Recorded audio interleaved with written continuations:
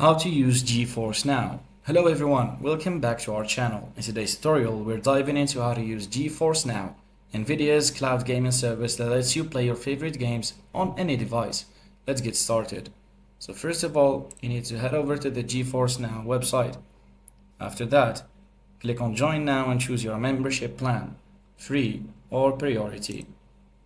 Follow the prompts to create an NVIDIA account or sign in if you already have one. Download and install GeForce Now, or you can just launch it on your navigator as I'm doing right now. GeForce is not available in my country, so you'll have a different screen right here. After that, you can launch the GeForce Now app or use the navigator to sign in with your NVIDIA account credentials.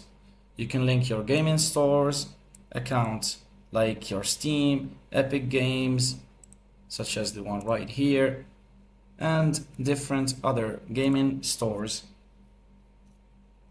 Fill in the on-screen instructions to authorize the connections.